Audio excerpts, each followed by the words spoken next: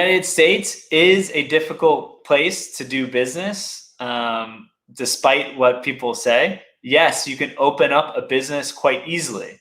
That means that everyone can open up a business quite easily, and you have a lot more competition here than in other countries. So today I want to go through a few of the reasons that many foreign businesses fail when they enter the United States, and some ways that you can remedy if you're thinking about entering into the US and you have a successful business in your home country. So first, let's define failure.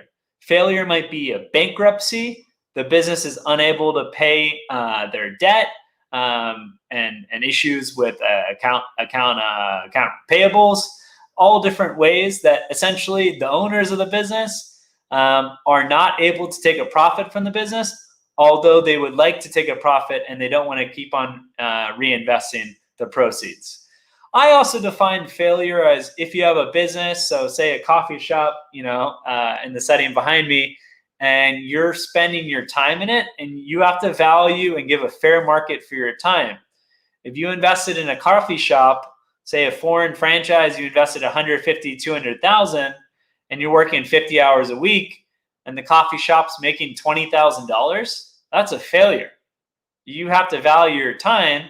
So whether that's monthly salary of $4,000, $5,000, $7,000 a month, but that needs to be part of the compensation, or at least to judge if the business is a success or failure. So it's really important to recognize what failure is, and different people define it different ways.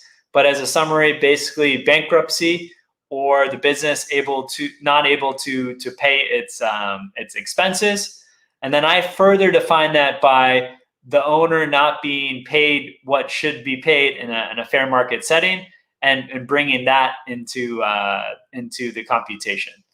So regulations can be quite strict, where a coffee shop might take just a month, 2 months to open throughout Latin America, Europe, and many parts of Asia. In the United States, it's most likely going to take 4 to 6 months to get the permits and get everything set for you to open up a business that's serving food and beverages. So there's a lot more local regulation, as well as on the state and federal level, that make it complicated to run a business in the United States. It's the most competitive market. Yes, there's 300 million plus consumers, so a lot of people want to be here selling their products.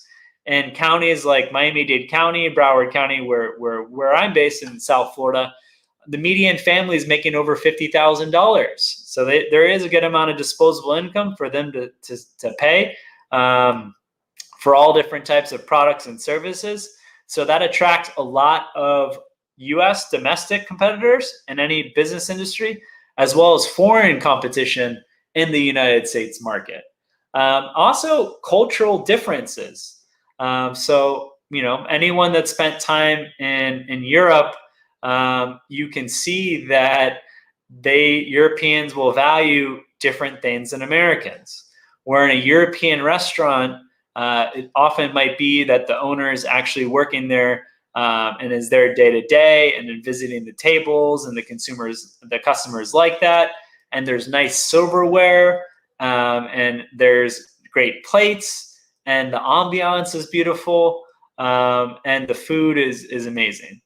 Where a typical restaurant in the US, especially in the fast casual space, it's plastic fork and knife. The plate is disgusting looking. It's clean, but it's not very aesthetically appealing. The food's okay, but the food comes out fast. You get the food fast. You don't have to wait much time, and the staff is super pleasant. When you ask for a water or you ask for a minor accommodation, they respond to you right away. It might not be a sparkling water, and they might not have beer and wine available, but you're able to get your food timely, and the people that you're ordering from are smiling. In many cultures, this is not prioritized. They'd rather have a really nice meal. They're happy waiting 20, 30 minutes for it. In many parts of Europe, Latin America, and Asia, where that same American consumer for a typical lunch wants to get it fast, and they might even eat it on the go and have a coffee on the go, where I think you'd be hard pressed to see many people walking the streets of Paris, other capitals in Europe, Mexico City, with a coffee in hand and not taking the time to enjoy their beverage or food. So there's a lot of different cultural differences to adapt to the US market. And I gave some examples on the food side, but also on the business B2B, there are a lot of cultural differences that need to be considered to how you adapt to the American consumer or the American purchaser if you're selling your product to a business.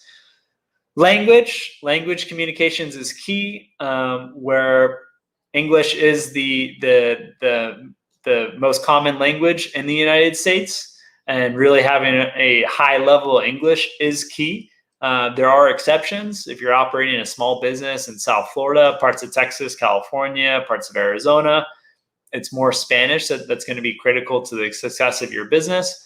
However, that's more of an exception than the rule. So having English or management team that's fluent in English and has good acumen. So in countries like in England and South Africa, turnover means sales. What we call sales is what they call turnover in England and South Africa, where you tell someone you're boosting about your turnover and your turnover is so good at your business. You tell that to an American company, and that's horrible, because turnover in the United States is when people are basically getting laid off and losing their jobs. So employee turnover is very different than turnover in terms of how much money your business is making. So even if you speak the same language and you're from India, South Africa, England, it's really important to understand the cultural nuances and then also the business vocabulary before starting a business here. And then in the US, we spend a ton of money on advertising. So comparing other markets like Germany and Brazil, it's significantly more money is spent on advertising in the US. According to a study by eMarketer, there was total advertising of $600 billion globally. The US accounted for 32% of that at $190 billion in digital, print, and all different types of advertising, where Brazil was only 3% of that total $600 billion amount, and Germany was 5%. So there are a lot of countries that rely a lot less on advertising and marketing. However, in the US, it's really important. Another reason businesses fail is bad hiring decisions, and understanding that the US is a very competitive marketplace where you have different cities and states like in Tennessee, Nashville, Denver, Colorado, where unemployment is very low as 4%. So it's a very competitive market to find the right person. And generally, it's advised that the foreign company sends someone with significant ownership stake, or someone that's been with the business for many years, to actually be on the ground in the United States to make those key decisions on hiring and managing the business. And there's all different types of visas that you might be eligible to sponsor one of your employees. Location is really important too, where in different countries like Argentina, Italy, you might drive 10 minutes, 15 minutes, or walk 15 minutes for gelato. In the United States, you're generally not going to go so far out of your way for many different types of desserts, including ice cream, and it's more of a convenience item. That makes location that much more important, and you've got to really work with a strong real estate brokerage firm that has the demographic data, the traffic that's going by, so you choose the right location. Or if you're selling to businesses, so you set up your representative office in the right city and decide if it's better to start in Florida, California, or New York, or Texas perhaps, and stick to that decision to be as close to your consumers as possible. So a lot of foreign businesses have unfortunately failed. I won't go through the whole list, but many European brands, including franchisors like Cien Montaditos, as well as a very large UK business, Tesco, in the grocery segment, have had issues and spent millions of dollars trying to launch their business in the US, but have unfortunately failed. So foreign brands really need to do their due diligence and have enough capital to sustain the business for not months, for years, to ensure that it's going to break even.